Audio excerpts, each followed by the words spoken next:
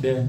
자, 반갑습니다. 오늘 문화유산 답사 우리 중급 과정 5교시입니다. 5교시. 자, 반갑습니다. 안녕하세요. 또 날씨가 며칠 엄청 더웠는데 오늘은 또 비가 약간 뿌려져서 더위를 식혀주고 좀 차분하게 해주는 것 같습니다. 수업 전에 제가 그 답사방하고 걷기방에 어저께 그냥 쭉 종합 총정리해서 한번 올려드렸는데 이게 전부 낱개로 공지가 되다 보니까 좀 복잡하다, 나 잘 모르겠다 이런 분들이 전화가 많이 와요. 그리고 요게 또 이제 걷기방도 있고 답사도 있고 뭐 이렇게 해서 그냥 그래서 날짜별로 그냥 딱 뽑았습니다. 빠른 순서대로.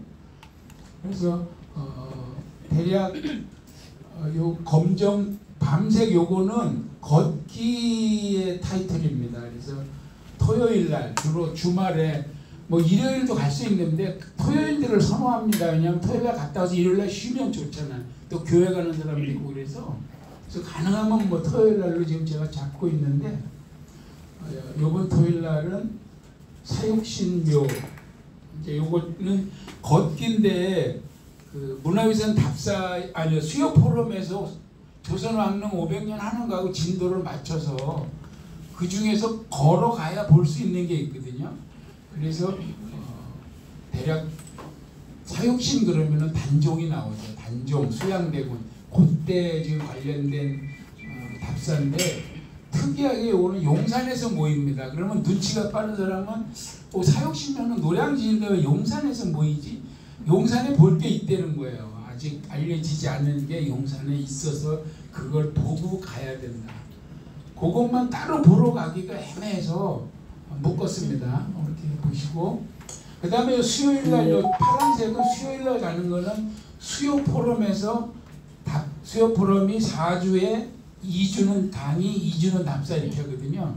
그래서 그 답사할 때 숭인동 동망동 그럼 요거는 여기 단종의 사육신임은 요건 단종비 정순왕후 관련된 거를 돌아보는. 그 다음에 초록색은 정기답사입니다. 정기답사. 정회원들 위해서 정기답사하는 건데 이달에 초파일이 들어있어서 그 저기 뭐죠? 윤달이 있어서 조금 요번에 초파일이 늦어요. 다른 해보다. 문경 봉암사 24명이 지금 돼 있고 8명이 대기하고 있는데 취소가 안 나오네요. 이번에 아마 그냥 24명이 갈 것 같습니다. 그리고 이제 경북 지역, 전북 지역을 지난달에 마쳤어요. 그래서 이제 경북 지역으로 넘어가서 당분간은 경북 지역을 1박 2일로 다니는데 그 첫 순서를 포항으로 했습니다. 포항. 그리고 두 번째 순서가 영덕 울진. 아직 날짜는 많이 남았는데 이거는 왜 띄웠냐 하면 금강 소나무 숲길이 인터넷 예약이 치열해요. 지금 들어가면 전회 매진이야 지금. 6, 7, 8은 더더군다나 그래요. 그래서 이 등록 그 다음에 숙소 이것 때문에 아직 멀리 남았지만 좀 빨리 미리 좀 하면 좋은데 눈치가 없어가지고 빨리 지금 호응이 없어서 한 절반쯤 지금 됐는데 아무튼 갑니다. 그리고 이제 그거 이어서 그런 패턴으로 3가지 종류로 돼 있고 요 빨간 거는 이제 우리 중국반 졸업 답사 여행 이렇게 돼 있는데 그래서 순서대로 보면 그 다음에 이제 동군웅하고 광릉 지금 이 여름철이 돼가지고 조선 왕릉에서 왕릉 숲길을 개방합니다. 평상시에 오픈하지 않던 길을 한시적으로 개방하기 때문에 그거에 맞춰서 요 현릉은 문종입니다. 문종 단종 아버지. 그래서 요날 마침 기신제이기 때문에 현릉 기신제 보고 그 단종 엄마 또 참 비극의 여인네 중에 하나죠. 또 숲길 걷기 하고 그 다음 주는 광릉 세조죠. 세조 단종을 쫓아낸 세조. 그리고 그 앞에 광릉 수목원 숲길 걷기까지. 이거는 조금 여기는 복잡하게 좀 엮을 게 많습니다. 거기 휘경원도 있고 원찰 봉선사도 있고 그래서 조금 하루 종일 돌아야 됩니다. 그리고 사릉 단종피가 묻힌 곳이죠. 사릉 답사. 또 이렇게 이어진 대략 지금 진도가 문종, 단종, 세조까지 넘어갔거든요. 그래서 이제 거기에 맞춰서 왕릉 답사가 이어집니다. 그 서호릉은 뭐 엄청 그 패밀리가 많아. 사실은 메인 패밀리는 숙종인데 아직 숙종이 나올 때는 안 됐지만 세조의 처아들이 거기에 묻혀 있습니다. 왕이 못 되고 죽은. 그래서 이제 순서를 서호릉을 드디어 입문하게 됩니다.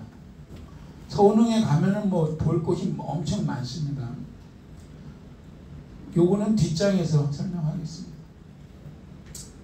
내문답 중국반은 오늘 하고 나면 3번 남는데 1일, 15일, 29일 이렇게 다음 달이 5주까지 있어서 다행히도 2주 간격으로 3번을 다 할 수 있게 돼 있고요. 근데 강의실이 조금 복잡합니다. 다 여기서 한 2번은 하는데 두 번째 15일 날은 여기가 뭐가 행사가 있답니다. 그래서 한성대 강의실로 부득이 가야 되고 29일 날 종강을 하게 되는데 종강을 해서 뭐 큰 알아야 될 필요는 없지만 7월 달부터 여기가 이 강의실 운영을 안 한답니다. 그래서 6월까지만 운영하고 7월에 문을 닫겠다. 그래서 7월부터는 또 전 과정 다시 한성대 강의실로 가야 될 그런 상황입니다. 그리고 7월 1일 날 대략 지금 7월 1일은 뭐 가지고 있죠? 토요일로? 네. 그래서 법주사 졸업 우리 중국반 졸업 답사 여행 플러스 세족길 걷기. 7월 초면은 엄청 더운데 세족길은 햇빛을 안 받고 끝까지 갔다가 올 수 있는 코스입니다. 그래서 아주 좋은 길이고요. 그 법주사 위에 복천암이 있어요. 복천암 보고 거기 학조대사, 신미대사, 승탑도 보물 2점입니다. 그거 보고 오겠습니다. 이어지는 입문과정하고 중국과정은 이제 하반기에 좀 쉬었다가 이제 전반기 동안 또 들어온 신입 회원들을 대상으로 해서 대략 8, 9월에 입문과정, 10월, 11월쯤에 중국과정에서 하반기 한 번쯤 더 기회가 되면 할 수 있도록 그렇게 생각 중에 있습니다. 속리산 세족길은 제가 간단히 좀 설명을 드릴게요.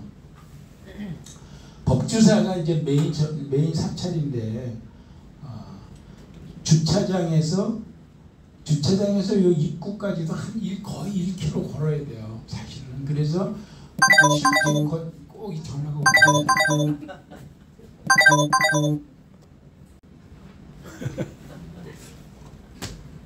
그 세족길 코스는 약 3.2km인데 약 4km 정도 보셔야 됩니다. 요 주차장까지 오고 가는 코스가 나갈 때는 막 지루할 정도예요. 다 마치고 나갈 때니까 기운이 없으니까. 아무튼 한 4km 정도 보시면 되고 원래 평지길은 4km 1시간 잡습니다. 그런데 여기는 산길이고 물론 난이도는 없어요. 난이도는 없는데 그래도 산속이기 때문에 왕복 한 3시간 이렇게 보시면 되고 그 다음에 대략 세족길 끝에 세심정이라는 마음을 심는다 그런 뜻인데 그냥 휴게소입니다. 휴게소. 음식도 팔고 차도 팔고 뭐 막걸리도 팔고 그러는 곳인데 여기서 점심 식사를 먹을까 이렇게 생각을 하고 있습니다. 그리고 조금 올라가면 복천암 세조가 여기까지 왔다 갔죠. 신미대사가 주관해서 법회를 벌이고 여기서 능선을 하나 넘어가면 여기가 신미대사하고 학조대사 승탑이 2개가 사제지간이죠. 둘이 거기에 있고 또 조금 더 넘어가면 비로산장이 있습니다.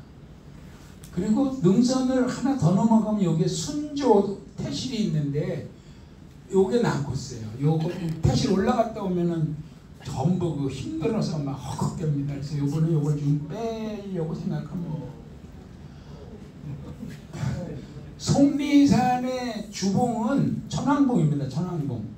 그래서 대략 이 상완암 위로 올라가면 되고 이봉이 문장대입니다. 이봉이. 근데 문장대하고 이 천왕봉은 완전히 멀어요. 바로 옆에 있는 게 아니고 그래서 제가 여기 갈 때는 비로산장에서 하루 자고 천왕봉 갔다가 문장대 갔다 내려오면은 이틀이 꽉 찹니다. 진짜. 그리고 이제 법주산은 뭐 잘 아시다시피 세계유산에 등재된 7개 산사 중에 하나죠. 법주사에는 국보가 3점이고 보물이 12점이 있습니다. 법주사 안에만. 그 다음에 우리 저 박권 방장님이 올려주셨지만 뭐 지방문화재는 한 20점 이상 돼 있고, 지금 제가 좀 아까 설명드린 대로 13번째 우리나라 세계유산 한국의 산사 7곳의 중에 하나입니다. 그리고 현존하는 유일한 5층 목탑 팔상전이 있는 절입니다. 그 위에 있는 독천암은 복이 샘솟는 암자니까 얼마나 좋겠어요. 우리나라에서 기도발이 제일 세다고 하는 곳 중에 하나인데 호서 제일 선원이다 이렇게 돼 있고, 한때는 우리나라에서 유명한 전강 큰 스님이 여기 조시를 했다는 그런 거죠. 수암하고, 그러니까 수암이라는 게 신미대사예요. 수암. 이거는 호입니다. 그래서 사후에 받은 거기 때문에 수암하고 학조 화상탑 2점이 또 별도의 보물입니다. 그리고 그 비로산장은 지금 그 우리나라가 여기 등산 좋아하시는 분들은 잘 알겠지만 60년대만 해도 산마다 이 사설산장이 있었어요. 그래서 5대 산장을 막 설악산, 지리산, 성리산만 해서 따졌는데 지금 다 거의 다 철거되고 있죠. 왜냐하면 이제 국립공원관리공단에서 공인된 현대화된 그 시설만 유지하고 있고 개인 산장은 다 털어내고 있는 입장인데 그 중에 몇 안 남은 지금 거기 꿋꿋하게 남아 있어요. 이게 그 유명한 사진인데 이게 5대 산장의 산장 주인들이에요. 많이 벌써 고인이 되셨어. 설악산 권금산에 있는 권금산장은 유창서 씨는 아직 살아계셔요. 백담산장 이분은 돌아가셨어요. 또 노고단에 있는 지리산 이분도 돌아가셨고, 아주 노고산 호랑이, 지리산 호랑이 막 아주 유명한 분들이에요.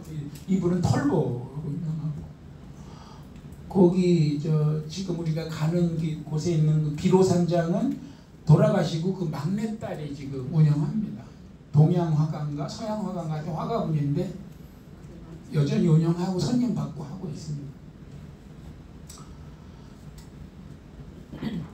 5대 산장인데 4개만 나오고 하나는 어디냐 질문이 안 나오네. 예리한 사람은 팍 나와야 되는데 박원기 질문 안 해. 나머지는 귀곡산장이라고.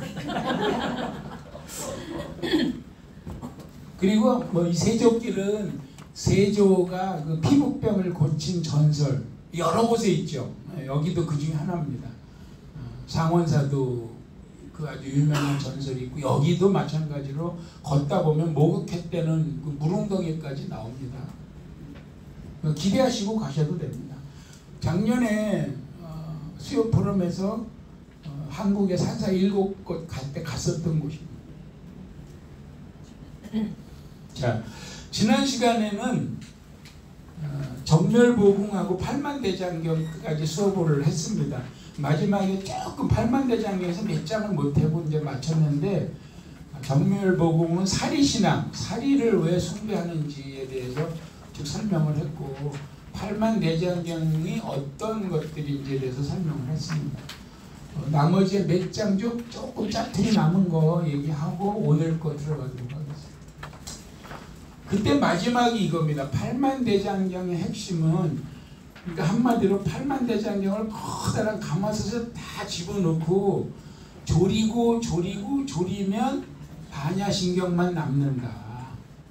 그래서 반야신경이 반야가 지혜고 지혜의 핵심경인데, 제가 이거 얘기했죠. 색불이공 공불이색, 색즉시공 공즉시색, 수상행식 역부여시, 이게 5가지를 설명을 하는데 색만 한 거예요. 이거는 색, 수, 삼, 행식 5가지를 불교에서 이 우주를 구성하는 기본 원소로 본 건데, 색은 이렇게 비운 거랑 똑같다.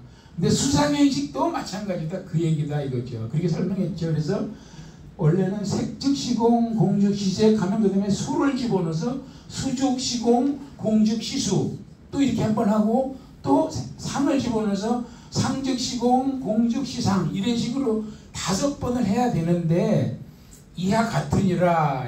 우리 표창장 줄 때잖아요. 처음에 주는 사람은 다 읽고 두 번째 때는 이하동문 이하동문 그러듯이 그렇게 한 거다. 까지가 지난번 마지막 수업입니다.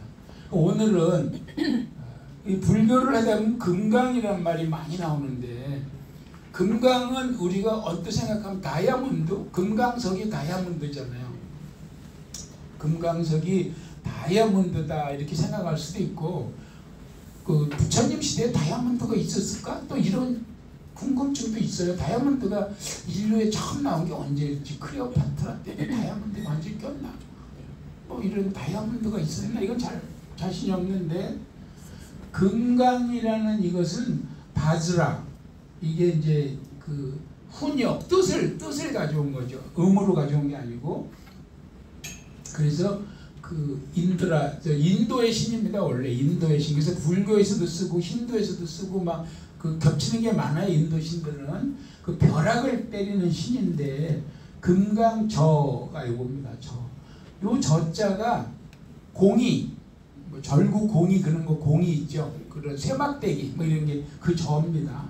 그래서 이 재석신이 벼락을 때릴 때 내리는 게 금강저다.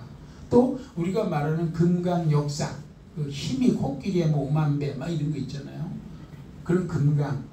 근데 불교에서는 금강을 갖다 쓸 때는 그 단단함 때문에 모든 장애물을 극복할 수 있다. 그래서 번뇌를 없애주는 그래서 금강 계단에서 수계를 하죠. 깨트린다는 거예요. 아무리 단단한 번뇌 요지부동의 번뇌도 깨트린다. 깨트려야 되는 거죠. 근데 한자의 금강은 약자라는 겁니다. 금중 최강. 금이 쇠금자잖아요. 쇠금. 쇠 중에 제일 강한 쇠. 줄여서 금강. 이렇게 됐다. 근데 우리가 그냥 무심코 얘기하는 금강산이라든지 뭐 금강경이라든지 이런 거는 지명에서도 많이 쓰고 있죠. 금강산. 그래서 봉우리가 다 비로봉, 석가봉, 세전봉, 관음봉 뭐 이렇게 돼 있고 요거는 통도사 금강계단 그 대웅전 사방에 4군데 현판이 다 달려있는데 그 중에 하나에 금강계단 이거 못 읽는 사람 많아요. 가서 금자는 대충 읽어 뭐지? 막 그래. 그 다음에 이제 그 팔만대장경을 설명할 때 해인사에 있는 팔만대장경을 보관한 집, 그 집이 장경판전입니다. 이 장경판전 건물을 얘기합니다. 건물은 국부로 등록이 되어 있고요. 해인사 중수기에 보면 세조비 정의왕후가 중수를 하려고 마음을 먹었는데 시행에 옮기지 못하고 돌아가셨다. 그래서 그 성종이 창경원을 질 때 세 대비를 위해서 졌다 그랬죠. 그 세 대비가 정의왕후 할머니, 자기 엄마 인수대비, 작은 엄마 인혜대비거든. 세 대비예요. 그 당시. 쉽게 얘기하면 창경궁을 지을 때 성종이 세 과부가 이렇게 돼 있다고. 그냥 시zet말로 하면 그랬는데 정의왕후가 돌아가시고 두 며느리 인수대비하고 인혜대비가 아까 말로 나왔던 학조 스님한테 좀 이거 좀 하세요 해가지고 이거 경판당을 다시 짓고 보안당이라고 하였다. 그래서 지금 판전에 가면 보안당이라고 지금 현판이 걸려 있어요. 뒤에 건물에 11자로 크게 두 개가 있는데 뒤에 건물에 앞에는 수다라장이라고 있고 뒤에 법보전이 있는데 이것도 다 언제 기록해 중수했다 이런 기록이 있어요. 그래서 길게 두 개의 건물이 있고 동서에 작은 건물이 있어요. 그래서 그 작은 건물은 동사간전, 서사간전. 그래서 동서의 작은 건물에 또 경판 보관한 건물이 있습니다. 재밌는 거는 그 모든 건물의 기둥을 더하면 108개다. 거기에 올라가는 층계를 1주문부터 따지면 108계단이다. 그리고 이 수다라장이 뭔지 잘 모르는 사람이 있는데, 제가 이렇게 한자는 사운드로 가져오기도 하고 뜻으로 가져오기도 하는데, 이거는 사운드를 가져온 거예요. 수다라장이 수트라야, 수트라. 그 유명한 섹스 경이 카마수트라죠. 그 내가 고등학교 때 빌려보다가 혼났는데, 저기 사선 누나한테 네가 이걸 왜 보니? 막 그래가지고 보면 안 돼요? 막 그랬는데, 이거 대출이 안 되거든? 그러더라고 그 사선 누나가. 그 카마수트라가 이 수다라 그거예요. 그러니까 수다라 장에는 그 경을 보관한다 그 뜻이에요. 카마는 욕망이랍니다. 욕망. 그러니까 욕망에 대한 경전이니까 그런 거죠. 재밌는 것은 해인사의 구조를 쭉 보면 입구에 일주문부터 봉황루, 해탈문, 구강루 거쳐서 대적광전 위에 판전이 있어요. 그러니까 대적광전에 모신 비로자나불이 머리에 팔만대장경을 이고 있는 그런 의미적인 게 있다. 그리고 이것이 유명한 지금 온도, 습도, 통풍의 어떤 수수께끼 있죠. 박정희 대통령이 야, 저 그렇게 귀중한 8만대장경 이게 허름한데 보관해서 되겠냐 그래가지고 콘크리트 집을 지어줬어요. 거기다 넣었더니 결로 현상이 생기기 시작하는 거야. 그래서 다시 일로 옮기고 그 건물을 다른 걸로 쓰고 있다는 전설 같은 얘기가 있습니다. 이렇게 돼 있습니다. 그림을 보면 앞에가 수다라장, 뒤에가 법보전, 사간고가 동에 있는 건 동사간고, 서에 있는 건 서사간고에서 이렇게 미음자로 돼 있는데, 전에는 들어가서 볼 수가 있었는데 지금은 한동안은 여기 들어가지도 못하게 했어요. 요새는 또 이렇게 들어가서 이렇게 해서 이렇게 나가는 해줘요. 그러니까 이게 조금씩 달라지는데, 그래서 제가 해인사는 브로셔에다가 대장경 그림 넣으면 사기다. 이거는 볼 수가 없는 걸 거기다가 인쇄하면 되냐, 사기지. 제가 이제 조금 극단적으로 그렇게 표현을 했는데, 아무튼 뭐 들어가서 보는 거는 뭐 언감생심 볼 수 없습니다. 여기에는 비로자나불 뒤에 작은 부처님 하나 앉아 있죠. 지붕을 싹 치우면 이렇게 경판들이 보관이 되어 있습니다. 이해 가시죠? 지붕을 싹 드러냈더니 이런 식으로 경판들이 보관이 되어 있다는 겁니다. 그리고 여기에 비로자나불 한 분이 딱 앉아 계십니다. 뒷 건물 중앙에. 요거는 가면 이렇게 열려 있어서 볼 수 있어요. 다 국보입니다. 그리고 이 건물이 세계 문화유산이고 경판이 세계 기록유산입니다. 그래서 이관왕, 세계유산 이관왕이 여기 있습니다. 대장경판 하나의 크기는 대략 69cm에서 24cm, 두께 2.6에서 3.9, 무게는 3 내지 4kg, 81,258의 판이 있는데 이걸 가로로 싸면 3,200m, 길이로 늘어놓으면 약 60km, 무게는 280톤이 된다.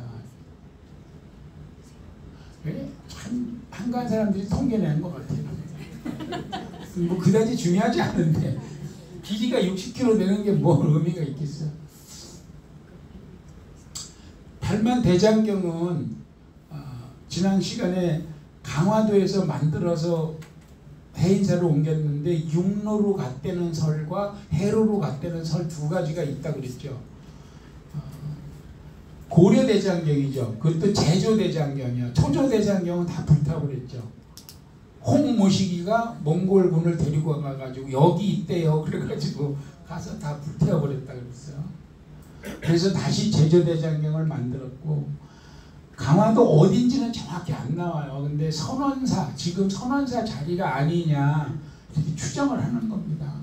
그리고 1399년 1월, 그러니까 조선이 개국하고 초기입니다. 초기에 해인사를 옮겼다. 그 해인사를 옮긴 게 조선왕조실록에 몇 줄이 있어요. 전체 경로를 막 설명한 건 없는데 뭐 어느 절을 지나서 어떻게 옮겼다 막 이런 절이 간단한 내용이 나오거든요. 그러면 지금으로 말하면 8톤 트럭 36대가 가야 되고 달구지로 가면 400대가 가야 되는 거예요. 엄청난 수송 물동이 필요한 거죠. 왜 또 강화도에 있는 걸 옮겼을까? 강화도에 복원하면 보관이 어렵고 외적이 침입하면 훼손될 우려가 있어서, 또는 태조 이성계가 막 새 나라를 세웠으니까 고려가 불교 국가였으니 지금은 억불숭이지만 그래도 민심을 우선 잡으려고 아주 엄청난 불교 이벤트를 한 게 아니냐, 이렇게 보는 그 학자들도 있습니다. 그래서 그 조선왕조 실록에 한양에 있는 지천사를 경유해서 갔다 이렇게 돼 있거든요. 일부러 보게끔 한양 백성들도 보게 해서, 그러면 그런 의미도 있지 않겠나 이렇게 보는 겁니다. 요거는 제가 신문에 나온 거를 카피해 온 건데 어디로 갔을까를 추정해 본 겁니다. 그래서 해로로 갔을 경우에는 강화도에서 이렇게 서해 바다를 지나서 그 유명한 진도 울돌목 지나서 남해안으로 해서 낙동강을 거슬러 올라가서 여기서부터 육로로 갔다는 설과, 애초에 육로로 갔다고 하면 아까 얘들 한양을 지나서 장호원 충주까지는 육로로 갔다가 여기서부터는 물길, 남한강이 그때 아주 좋은 수상 교통로니까 남한강 따라서 쭉 넘어가다가 역시 여기서부터 해인사로 가지 않았을까. 그래서 지금 요 구간은 지금 팔만대장경 이운로 그래서 지정이 돼 있고 걷기 코스까지 다 지정이 돼 있습니다.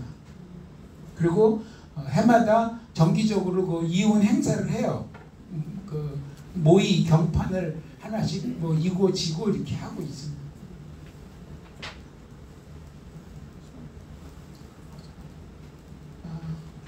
아까 얘기한 대로 보안당, 팔만대장경, 수다라장 뭐 이렇게 다 돼 있고 이게 높은 경사로로 올라가야 되는데 흥미로운 건 요겁니다. 요게 월몬이라고 하는데 매년 춘분과 추분 오후 3시쯤에 여기에 딱 생기는 그림자가 가장 아름다운 연꽃이 된다. 여기 수다라장 앞에 그렇습니다. 그래서 요걸 보러 많이 갑니다. 춘분, 추분에 맞춰서. 한번 기회가 되면 일부러는 못 가더라도 그런 거 어디 적어놨다가 춘분은 지났으니까 이제 추분에 한번 가봐도 되겠죠. 추분에 해인사 그 산 뒤에 미륵불 그 1000년 만에 오픈했다 그래서 또 우리 몇 년 전에 헐레벌떡 그거 보러 갔었습니다. 지금은 안 여나? 상시 개방했나? 그냥 또 다시 닫았나? 네. 그 산 위에 또 미륵불이 있어가지고 1000년 만에 뭐 해서 또 그냥 새벽밥 먹고 갔다 온 적이 있는데 하루에. 고은이 이제 팔만대장경에 대해서 지은 시인데 이 양반이 미투 걸려가지고 통과하겠습니다.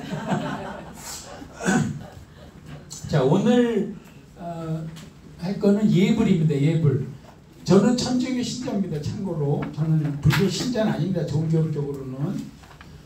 천주교도 제가 뭐 어려서부터 믿은 건 아니고 원래는 개신교였는데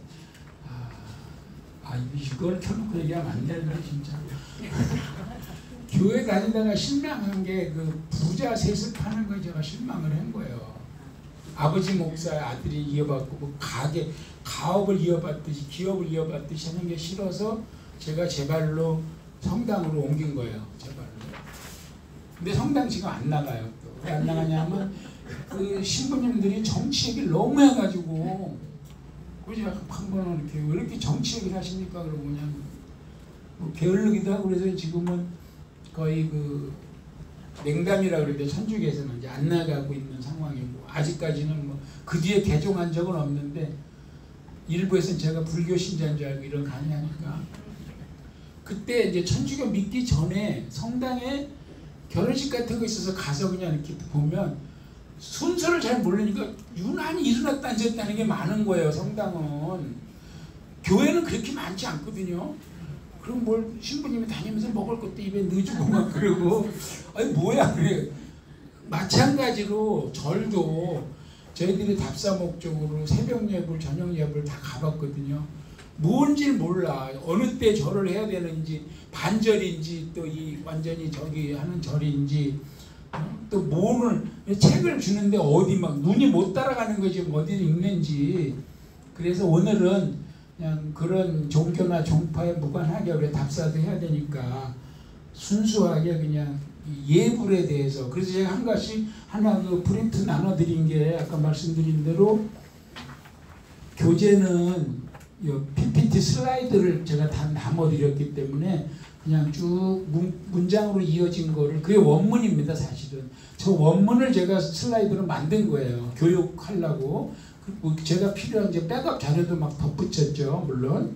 그래서 원문을 하나씩 드렸으니까 한 번씩 쭉 보시고, 아까 말씀드린 대로 그 스님이 누구죠? 그 글 쓴 스님이?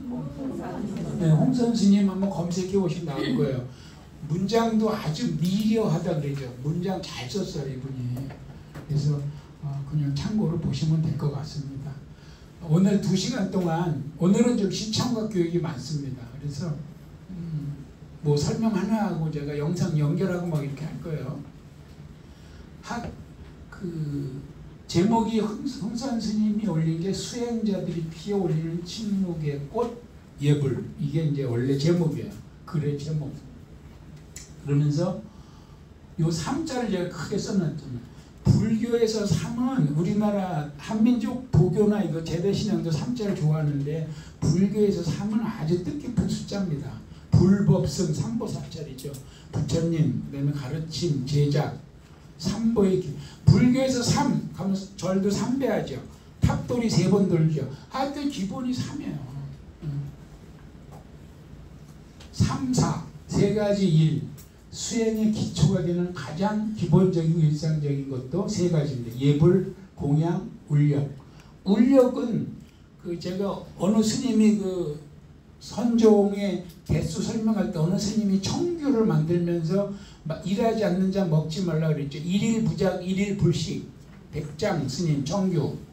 그걸 공산당이 가져갔잖아. 그래가지고 일하지 않는 자 먹지 마라 그래가지고. 그건 굶길 목적이었고. 아무튼 요거 울력이 이제 일합니다. 전부 스님들 보면 이렇게 풀도 뽑고 메꼬모자 쓰고 쭉 앉아서 다 농사 짓고 해요. 그걸 울력이라고 합니다. 그래서 공동 노동, 공양 당연히 먹어야죠. 그 다음에 예불, 부처님에 대해서 정해진 시간과 절차에 따라서 하는 거죠. 이 3가지는 수행을 하는 사람들의 3발이라 어느 것이 중요하고 안 중요하다고 할 수 없는데, 그래도 따지자면 예불이 제일 앞이다. 우리가 봐도 당연히 맞을 것 같죠. 그래서 보면은 불교의 신앙 고백이 3귀의입니다. 3귀의. 요것을 딱 얘기하고 인정하는 사람은 불교 신자고, 여기서 멀뚱거리는 사람은 비신자가 되는 거죠. 신앙 고백은 뭐 종교마다 다 있죠. 뭐 천주교, 기독교도 사도신경이나 이런 거 다 외우고, 제가 교회 가다가 성당 가니까 사도신경이 90%는 같은데 10%가 조금 달라서 영 적응이 안 되는 거예요. 교회 거를 몇십 년을 하다 보니까. 여기도 마찬가지로 불교도 3귀의 해가지고 3가지에 내가 귀의한다는 거죠. 3가지는 삼복, 불법, 승이죠. 그래서 아까 얘기한 대로 부처님, 그 가르침, 그 가르침을 전하는 부처님의 제자, 스님들 얘기하는 겁니다. 그래서 3귀의를 모든 예불에서 다짐을 합니다. 그래서 말한 대로 예불은 부처님에 대한 인사인데 3귀의를 고백하고 다짐한다. 예불이 진행되는 동안 8번의 큰 절을 하는데, 그 예불문에 8번에 내가 경배를 하는 게 있어요. 그래서 맨 앞에 2번은 불보, 부처님에 대해서 하는 거고. 그래서 부처님이 뭐예요? 위대한 길잡이요 스승인 불교의 교조잖아요. 교조. 석가모니불. 그 다음에 그 부처님은 딱 석가모니불뿐이 아니라 과거, 현재, 미래, 그 다음에 온 우주에 충만한 부처님한테 절을 2번 하는 거고, 그 다음에 그 가르침에 대해서 1번 하는 거고, 그 다음에 4번은 그 역사에 뛰어난 그 스님들, 그 다음에 마지막은 이제 우리 다 성불합시다 하는 그런 건데, 뒤에 걸 먼저 잠깐 보여드리면, 절집에서 하는 말 중에 이런 말이 있답니다. 전라도 중에 경상도 가서 예불 못 드린다. 그렇게 달라되는 거예요. 뭐 반대도 되겠죠, 그죠? 경상도 중에 전라도 가서 예불 못 드린다. 저 8번도 어디는 11번 하는 절도 있어요. 우리나라 큰 절 어디는 7번 하고, 어디는 거기에 있는 무슨 큰 스님을 반드시 집어넣어야 되는 거예요. 통도사 가면 자장율사 꼭 집어넣어야 되는 거예요. 예를 들어서 그런 식으로 되는 거죠. 그래서 제가 볼 때는 이런 말이 있을 정도니까 뭐 제가 설명할 때 그거 맞다 틀리다 할 건 없다. 그냥 참고를 좀 보시고, 이 절에 갔더니 다르게 하더라고요. 그냥 그 절에서 그렇게 하면 되는 겁니다. 근데 결론은 대동소이다. 결국은 대부분은 같고 작게 틀린데, 특히 이런 것도 많이 틀리다. 운, 율, 고, 저가 다르다. 똑같은 걸 해더라도. 심지어 사대부집에서도 이런 거 있어요. 그 막 희재 같은 거 지내면은, 제가 안동김씨라 그랬잖아요. 200~300명씩 대종했고 오면은 그 이렇게 안내할 때 반드시 붙이는 말이 이거예요. 지금부터 재앙을 시작할 건데, 재앙에 대한 진설, 이 차림이나 순서, 방식이 내 생각과 다르다고 하더라도 우선 집례, 그 주관하는 주체 측 주관자가 하는 대로 쭉 따라 하시고, 나중에 따로 이 말씀을 해주십시오.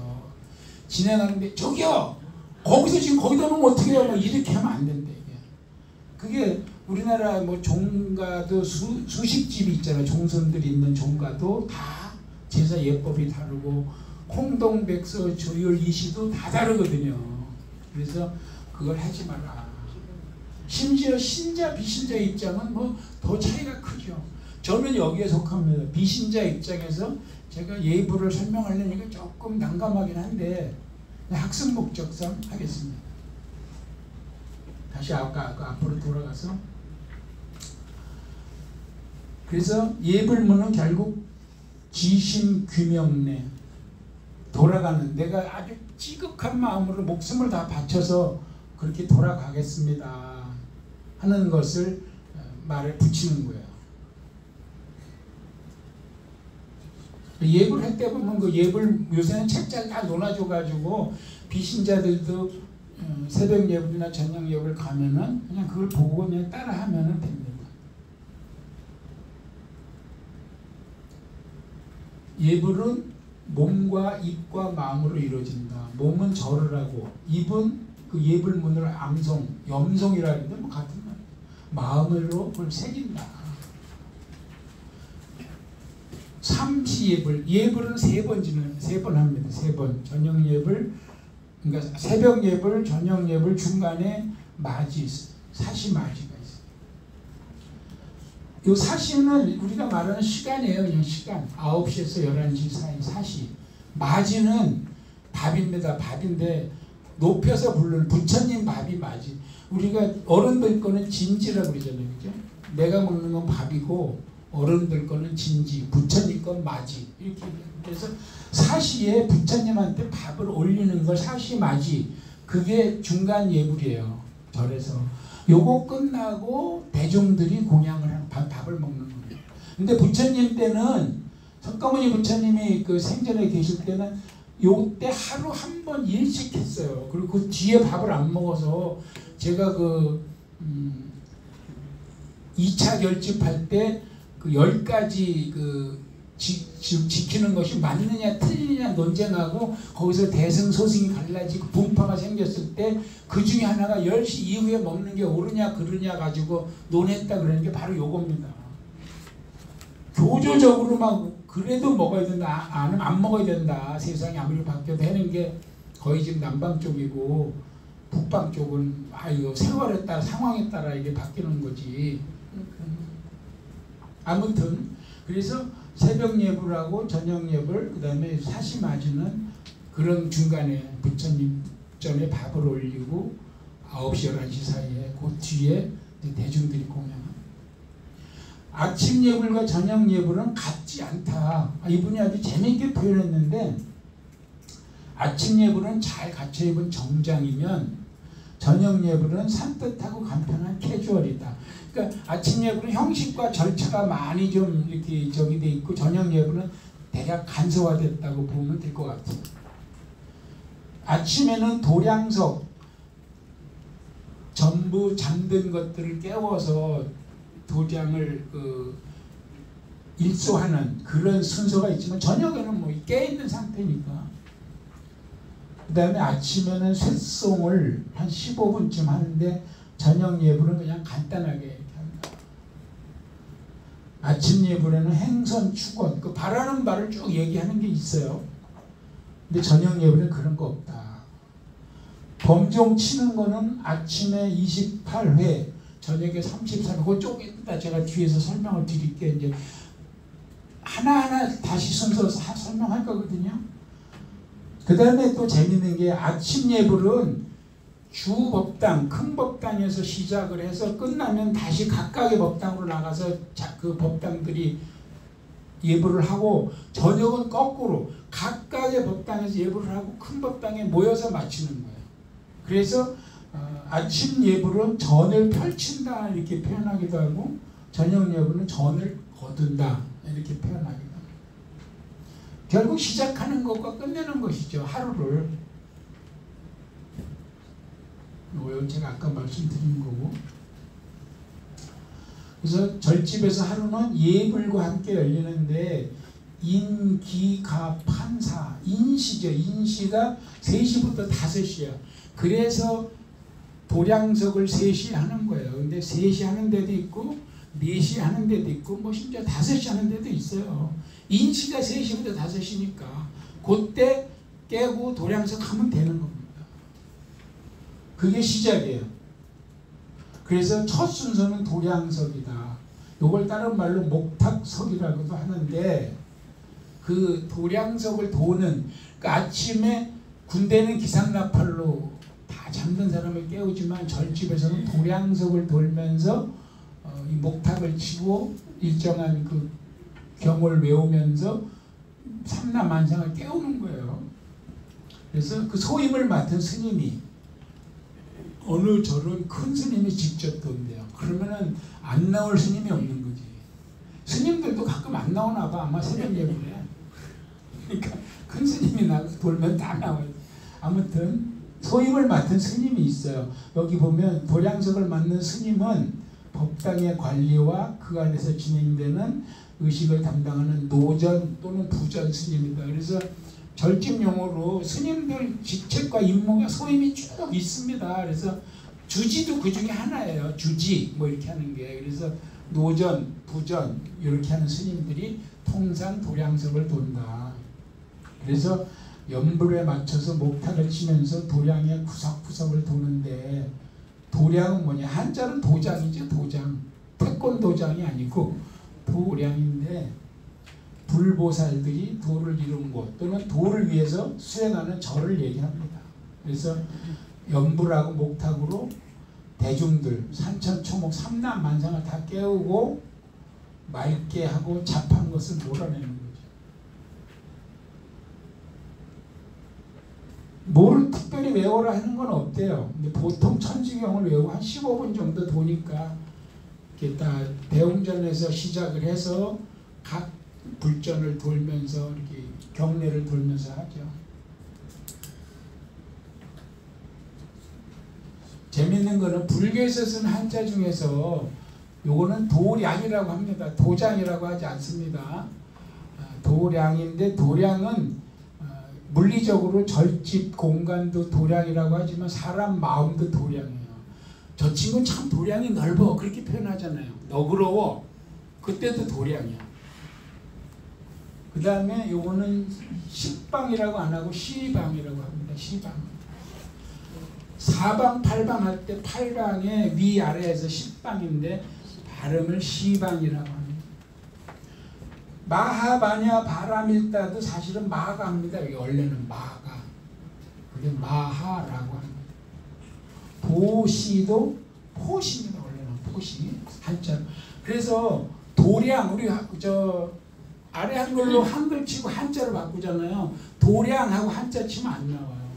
내가 볼 때 그 아래 한글이 멍청한 놈들이야. 우리나라 불교 신자가 얼마인데 도량도 딱 나와야지. 근데 도량 안 나옵니다 지금. 제가 여기 오기 전에도 해봤어요. 진짜 나오나 안 나옵니다. 도장해야 나옵니다. 그러니까 이런 거는 아래 한글 한글과 컴퓨터 사이에서 보니 그거 바꿔. 당연히 불교 신자가 1000만이라고 그러는데 그죠? 또 불교 신자 아니래도 우리 같이 공부하는 사람은 도량 그럼 한자로 착 나와야 돼요. 요 팁으로 제가 설명한 거고요. 자, 도량석. 도량석의 목탁은 보통 법당에서 예불 할 때 쓰는 목탁하고 보다 훨씬 큽니다. 훨씬 커요. 그래서 대여섯 배 이상 심지어. 그래서 막 크고 무겁고 15분을 다니려니까 거기다 광목끈을 크게 묶어서 이렇게 내 몸에 묶기도 해요. 그 도량석 도는 스님이 그렇게 합니다. 그리고 그 도량석 끝나면 그거는 이렇게 걸어놓기도 하죠. 도량석을 한번 봅시다. 그냥 어떻게 도는지. 여기 저기 경주 남산 가셨던 분 있나? 스님이 도량석 도는 걸 봤나 모르겠네.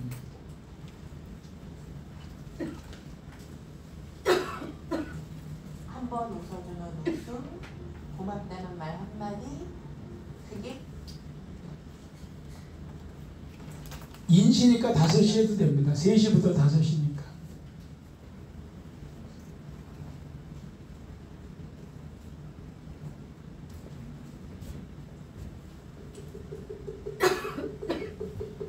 잘 들어보면 이 잦은 소리인데 낮은 데서 올라가요. 음이 커져. 작은 소리에서 커져.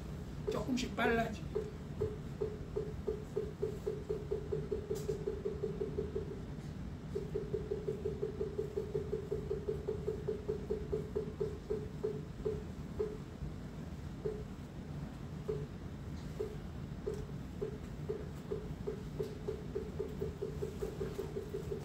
큰 법당 앞에서 시작을 합니다.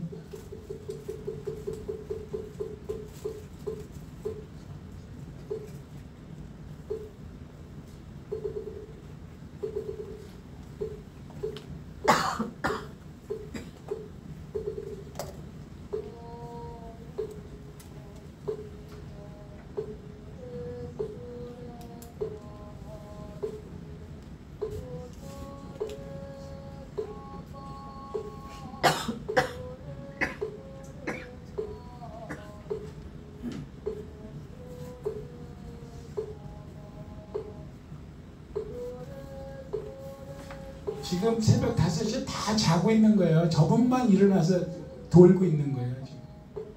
깨우는 거죠. 지금.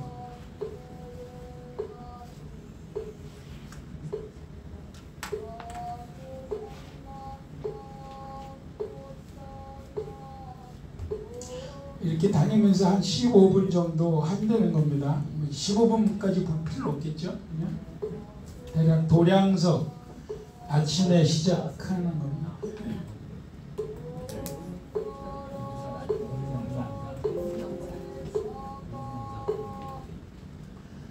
자, 이렇게 해서 이제 아침에 도량석을 하고 목탁이 크니까 소리도 크다. 근데 막 크게 내는 건 아니고 이 우리가 잘 모르는 것 중에 하나가 목탁은 대추나무가 최고랍니다.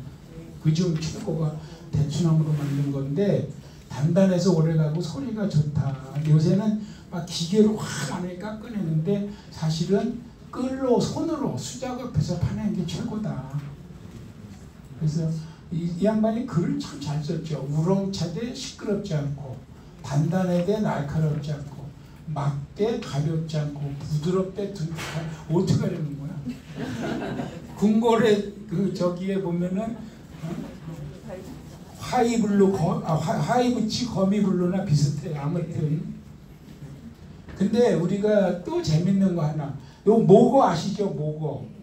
복구 사물이라 그래서 절에 가면 종각 종로에 매달려 있는 4가지 법구 중에 나무로 깎은 고기 모양, 물고기 모양이 목어인데 목어를 줄인 게 목탁이에요. 내가 이 설명을 하는데 절에 가서 우리 회원들 데리고 설명하는데 그 절 신자가 지나가다 듣고 내가 절에 다니는데 이 얘기 처음 듣는다는 거야. 목탁이 이거 줄인 거예요? 그러는 거야. 그렇다고 그러니까 절에 다니세요. 그래서 저는 절에 안 다니고 있는데 목탁의 원형은 목어다. 그래서 이 손잡이는 꼬리, 이렇게 동그랗게 판 게 입, 요거는 두 눈. 그래서 목탁을 목어라고 부르기도 합니다. 그래서 조지훈님의 시에 보면은 목어를 치다가 잠이 든 스님 어쩌고 이런 게 나와요. 그거는 목탁을 쳤다는 거예요. 나가서 이걸 쳤다는 게 아니고 불당 안에서 목탁을 쳤다는 거예요. 중국이나 일본에서 그냥 목자만 쓰기도 한다. 탁은 사실 방울탁자인데 한자문 하니까 그렇게 보시면 그 다음에 이제 그 도량석을 돌아서 다 깨웠잖아요. 그러면 종을 치면서 이게 송이라는 게 이제 어떤 그 일정한 운율과 가사를 가지고 읊는 거죠. 그래서 뭐를 치느냐, 쇠송인데 쇠를 치는데 그 큰방 텐마루 앞이나 법당 구석에 작은 종, 그러니까 밖에 걸린 큰 종 말고 안에 작은 종이 있어요. 법당 안에 작은 종 다 있죠. 또는 반자, 금고. 반자와 금고의 차이점은 비슷한데 이렇게 북처럼 둥글게 막 새로 만든 거예요. 근데 막혀 있으면 금고, 이렇게 열려 있으면 반자라고 하는 겁니다. 근데 요거는 거의 잘 안 써요. 옛날 유물이 많아. 절에 가면 쓰진 않고 옛날 오래된 거 그냥 가지고만 있습니다. 그래서 그걸 치면서 한 15분 정도 종송을 하는데, 그러니까 그때 나머지 다 대중 스님들은 자다가 깼잖아요. 도량석에. 이 시간에 양치하고 세수하고 옷 입고 올라가서 큰 법당에 쫙 정리하면서 앉는 거예요. 대략 그 시간에. 그래서 이거의 중심은 치는 종보다 하는 연불에 있다. 스님의 연불 소리는 타고난 목소리에 따라 천차만별인데 그 기량에 따라서 아주, 제가 얼마 전에 몇 년 전에 그 경기민요 배우러 다닌 적이 있어요. 한 2년 동안 경기민요를 배우러 다녔는데 거기 스님이 한 분 오셔요. 그래서 우리가 물어서 아니 스님이 민요를 뭐하러 배우냐니까 민요의 목적이 있는 게 아니고 이 연불을 잘하려고 목청을 다듬고 이 운율을 잡으려고 왔다는 거예요. 제일 열심히 하시는 거예요. 이거 연불 잘하는 스님들은 동네 가면 다 불려다닙니다. 진짜로. 대표 스님이 돼요. 어느 행사에 아주. 이렇게 우리가 들어봐도 어떤 때 유튜브에 제대로 된 스님 딱 걸리면 안 끄고 듣습니다. 저도 끝까지. 그런 정도의 이 차이가 있어요. 그래서 여기 보면은 초성이 좋다 이러는데 이 스님이 글을 너무 잘 썼어. 때로는 강물 위에 떨어지는 한방눈처럼 자잘하다가 여름 아침에 강한 개처럼. 이분은 스키를 했어야 되는데 왜 출가를 했나 몰라. 부드럽게 풀리기도 하고 5월 하늘을 떠가는 구름처럼 유유히 흐르다가 숲속에 내리는 가을비처럼 촉촉하게 뭐죠. 아무튼 그 세종을 치면서 연불을 하는 그 한 15분 쇠송, 종송이라고 하는데 그것을 진짜 제대로 하는 것을 기동량할 수 있다면, 들을 수 있다면 법열이다. 클라이막스를 그 오르가즘을 느낀다고 표현하는 사람도 있어요. 그런 정도로 느낌이 오는 거예요. 아침 셋송은 한 15분쯤 하고 저녁은 뭐 간단하게 한 100번 치고 만다 그랬죠. 이런 말이, 그러니까 이게 제가 아까 경상도 중위 전라도 가서 그거 못한다는 게 바로 이런 거거든요. 예로부터 종성은 경산송과 팔공산송이 있는데 이거는 이제 경상도 스님이 얘기하는 거야. 그러니까 또 다른 데 가면 이게 안 통할 수 있어. 경산송은 서울이죠. 서울 경자니까 서울을 중심으로 한 경쾌한 느낌이고, 팔공산송은 영남 지역 대구잖아요. 행해하는 지금 아주 유연한 느낌을 준다고 해서 전통적으로 팔공산송이 유명하다. 요거는 이제 그쪽에서 하는 말이겠죠.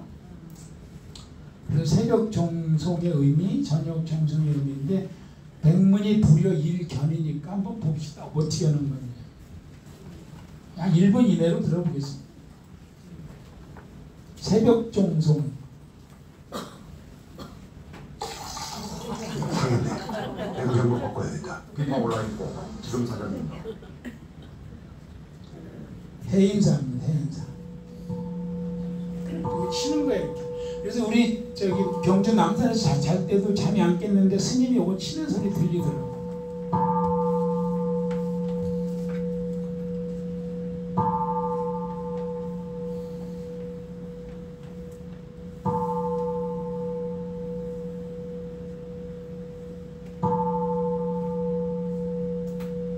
불자들은 몰라도 우리는 사실 저거 뭔 얘기하는지 모르죠. 당연히.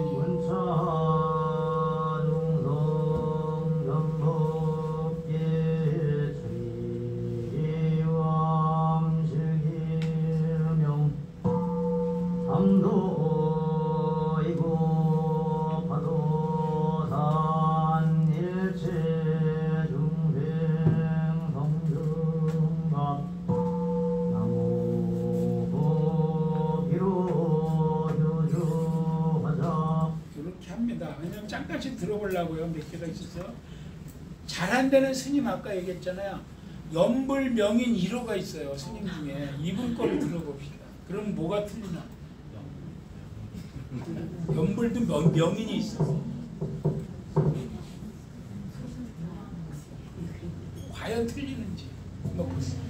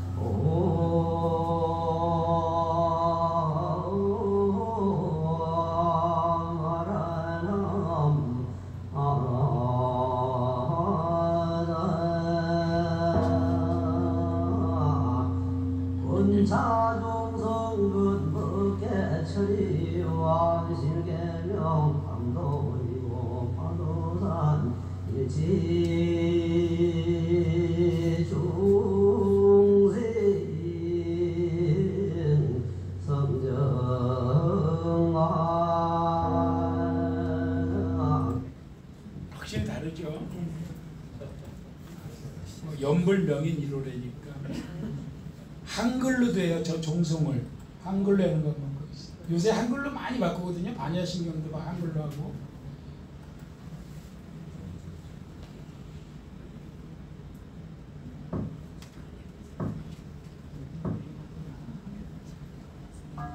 저하고 관계없습니다. 이종소리 들어 일체 번뇌를 이렇게 한글로 끊고 지혜를 일러 보리심내며 지옥을 여의고 삼계를 짧게만 하겠습니다. 저녁 종송은 간단하다 그랬는데 아무튼 저녁 종송도 하나 동영상이 좋은 게 있어서 여기가 소개합니다. 요거 하고 쉬겠습니다.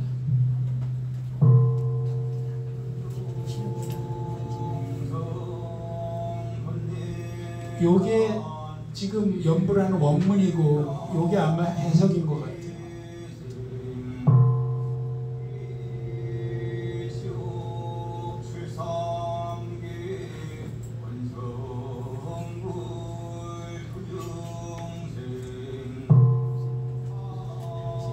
요게 금고예요. 요게 종이 아니죠, 이거는.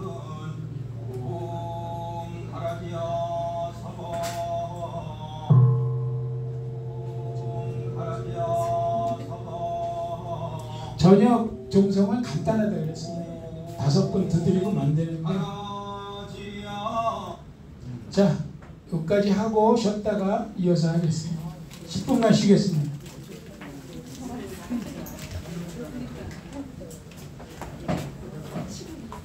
동영상 껐다가 하겠습니다.